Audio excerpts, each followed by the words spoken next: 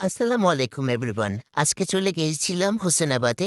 সেখানে অত্যন্ত মনোমুগ্ধকর একটা অনুষ্ঠান উপভোগ করে এলাম। প্রথমেই আমি আর আরিফ আমরা দুজনে বাসা থেকে বেরিয়ে আমরা একটু হেঁটে, হেঁটে চলে গিয়েছিলাম আমাদের মেইন রোডে। মেইন রোড থেকে মোটামুটি দূরেই আছে।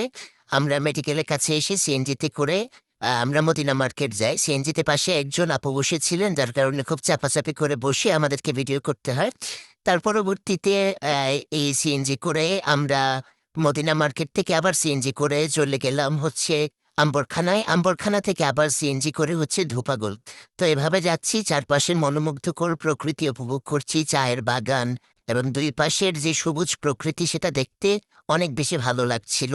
এবং তার পরবর্তীতে আমরা ধোপাগুলে ওই তেমুখিতে নেমে অটো করে হচ্ছে আমরা যাচ্ছিলাম, যেহেতু আমরা চিনি না, কিন্তু অটোওয়ালা আমাদেরকে ভুল করে ভুল লোকেশনে নিয়ে চলে যায়। ওখান থেকে আবার অটো করে ব্যাক করে ধোপাগুল সরকারি প্রাথমিক বিদ্যালয়ের সামনে আসি এবং সেখানে এসে আমরা হচ্ছে আমাদের গন্তব্যস্থলে পৌঁছে যাই। লিটন ভাইয়ের দেওয়া ছবি দেখে আমরা পেয়ে যাই এবং ওখানে গিয়ে দেখি ইতিমধ্যে অনেকে পৌঁছে গেছেন। আমরা পৌঁছানোর পরে নুসরাত আপু, তার পরবর্তীতে আমাদের অন্যান্য আপুরা হচ্ছে আসলেন। তাদের সাথে কথা হলো এবং খুব ভালো লাগছিল দেখে। এদিকে আরিফ ভিডিওতে ফুটেজ নেওয়ার জন্য সব জায়গায় দৌড়াদৌড়ি করছিল। তো সবচেয়ে ইন্টারেস্টিং ছিল হচ্ছে উট পাখিগুলো, বিশাল আকৃতির উট পাখি দেখে তো আমরা অবাক হয়ে যাই। প্রথমে ভাবলাম উট পাখির যে ভিডিও দেখতাম দৌড়ানি দেয়, সেভাবে দৌড়ানি দেয় কিনা। তো ওখানে যারা কাজ করেন, দেখাশোনা করেন, ওনাদেরকে জিজ্ঞাসা করার পর বললেন যে না, ওরা হচ্ছে কামড় দেয় না বা ঠুকুর দেয় না। তো এখানে অনেক সুন্দর সুন্দর জিনিস ছিল, স্পেশালি যে পাখির যে কর্নারটা, সেখানে ২ রকমের ময়ূর দেখেছিলাম। ময়ূরগুলো দেখতে কি কিউট লাগছিল বলার বাইরে। মোরগগুলো, মুরগিগুলো অনেক বেশি সুন্দর ছিল। কবুতরগুলো সুন্দর ছিল। এখানে মোরগ, মুরগি তারা নিজেদের ডিম নিয়ে আলাদা, আলাদা জায়গায় বসে তা দিচ্ছিল। তো এই জিনিসগুলো খুব ভালো। এক খাঁচাতে মুরগি, তারপর কবুতর, কিংকোয়েল, বাজিগর দেখছিলাম। এটা হচ্ছে আরেকটা ইমো পাখি বলে, ওইটা অনেক সুন্দর। পাশের ওই ঘরটাতে যারা দেখাশোনা করেন তারা থাকেন এবং ভিতরের দিকে আবার হরিণ আছে, সেটা কিছুক্ষণ পরে আপনারা দেখতে পাবেন। ছোট্ট নিরিবিলি সুন্দর একটা পরিবেশ এবং উপরে সিঁড়ি করে সবুজে সবুজের অন্য শীতকালীন ফুল এবং সবাই ছবি তুলতে ভিডিও নিতে ব্যস্ত। তো আমি চলে গেলাম সেখানে। নাসরিন আপু দেখেন ওনার মেয়েকে রেডি করছেন ছবি তোলার জন্য, আরিফ ছবি তুলে দিবে তাই। ভালো ক্যামেরাম্যান আরিফ। এই যে সে দাঁড়ায় আছে, নুসরাত আপু আরিফের সঙ্গে কথা বলছে কোথায় কোথায় ছবি তোলা যায়। এবং এই যে সুন্দর ভিউটা দেখছেন উপরের থেকে। এবং আমি এখন হোসেনাবাদে। কি সুন্দর দোলনাটি অনেকের মন কেড়েছে, আমারও অনেক বেশি পরিমাণে মন কেড়েছে। শীতকালীন ফুলগুলো যদিও এখন প্রায় শেষের দিকে, তবুও দেখতে ভালো লাগছিল বিভিন্ন ধরনের ফুল।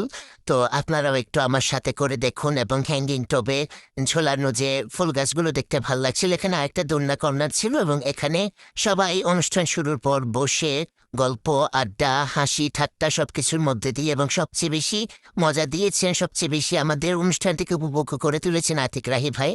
আমিও একটু দোলনায় চড়ে গেলাম ফুটেজ নেওয়ার জন্য, খুব ভাল লাগছিল। সেই ছোটবেলায় ফিরে গেলাম এবং এভাবেই বিভিন্ন দোলনায় চড়ে চড়ে একটু একটু করে ভিডিও করলাম এবং ছবি তুললাম। আপনারা যারা আসেননি বা আসতে পারেননি, কি কি মিস করেছেন সেটা দেখানোর জন্য। দেখুন কি সুন্দর লাগছে, একটি ফুলের চাইতে আরেকটি ফুল সুন্দর। তো চমৎকার চমৎকার ফুলগুলা আপনারা যারা মিস করেছেন। এবং শেষের দিকে কিন্তু আবার আমাদের চা নাস্তার ব্যবস্থা ছিল, সেটা শেষের দিকে আপনারা দেখতে পাবেন। এই যে সুন্দর বিকালের দৃশ্যগুলো, আমরা যখন প্রথমবার গিয়েছিলাম তখন একটু রোদ ছিল, ভিডিওগুলো তেমন ভালো আসেনি। এই যে দেখুন হরিণ, হরিণের একটা ইন্টারেস্টিং ঘটনা বলি। হরিণের বাচ্চা ছিল। তো মানুষ দেখার পরে তারা ভাবলো আমরা তাদের বাচ্চাটাকে নিয়ে যাব, যার কারণে ৪টা বড় হরিণ ছোট্ট একটা বাচ্চাকে প্রোটেক্ট করছিল। আমিও একটু উট পাখিকে ধরে দেখলাম কেমন লাগে, দেখলাম যে না, তারা ভয়ে দৌড় দিচ্ছে, উল্টো আমাদেরকে কি মারবে। আমাদের সুমাইয়া ছোট্ট বুড়ি ফারজানা আপুর মেয়ে, তো সেও আসছে, আজকে অসুস্থ ছিল। এই যে আমাদের গেস্ট প্যানেলে ওনারা আসে বসেছিলেন, ছবি তুলছিলেন, কথা বলছিলেন। দেখতে ভাল লাগছিল। এবং এই সুন্দর জিনিসটা আপনারা যারা মিস করেছেন তারা আসলে অনেক কিছু মিস করেছেন। এবং আতিক রাহি ভাই যেটা বললেন যে আমাদের জন্য এই জায়গা সবসময় আমরা যেতে পারবো। তো যারা যারা যেতে পারেননি অবশ্যই একবার হলেও ভিজিট করে আসবেন, খুব সুন্দর ছিল। এবং ধীরে ধীরে সবাই চলে আসলো এবং আমাদের হাফিজ ভাই অনুষ্ঠানটি সঞ্চালনা শুরু করলেন এবং ধীরে ধীরে সবাই আসন গ্রহণ করলো এবং আড্ডা গল্প কথায় আমরা মেতে উঠলাম। আতিক রাহি ভাই আমাদেরকে বলছিলেন যে ছাদ বাগানে আমরা কিভাবে আমাদের গাছগুলো লাগালে ভালো হবে। আমরা অনেকেই আমাদের অভিজ্ঞতার কথা শেয়ার করছিলাম যে আমরা বাগান করতে গিয়ে কিভাবে আমরা নানা ধরনের সমস্যার সম্মুখীন হই। যে ভাইটি ফুলে বাচ্চা দেখতে পাচ্ছেন সে ভাইটি এবং ওনার ওয়াইফ এবং ওনার আরো দুটো বাচ্চা আছে, সবাই এই জায়গায় দেখাশোনা করে রাখেন এবং আমাদের ছবি তোলার জন্য ইমো পাখিটিকে উনি উপরে তুলে নিয়ে আসেন। সারা জীবন বইয়ে পড়ে এসেছি, বাস্তবে ধরে দেখি নাই, এই প্রথমবার দেখার সৌভাগ্য হলো।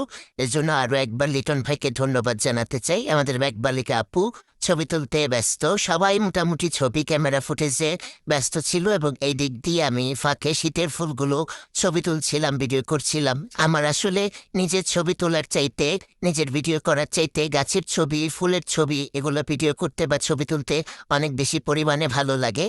আর এইভাবেই আমরা আমাদের অনুষ্ঠানটি আরও সামনের দিকে এগিয়ে নিয়ে যাচ্ছিলাম। আলী আসগর ভাই, নুসরাত আপু সবাই গল্পগুজব করছিলাম, একে একে কথা বলছিলাম এবং আরিফ বাচ্চাদের অনেক বেশি পরিমাণে আদর করছিল। আর খাবারের আয়োজনটা ভালো ছিল, অনেক টক ঝাল মিষ্টির মতোই ছিল, চা ছিল, এটা আমার ফুটেজে আসেনি যদিও, পরবর্তীতে চা এসেছিল, আমি কালেক্ট করতে ভুলে গেছি।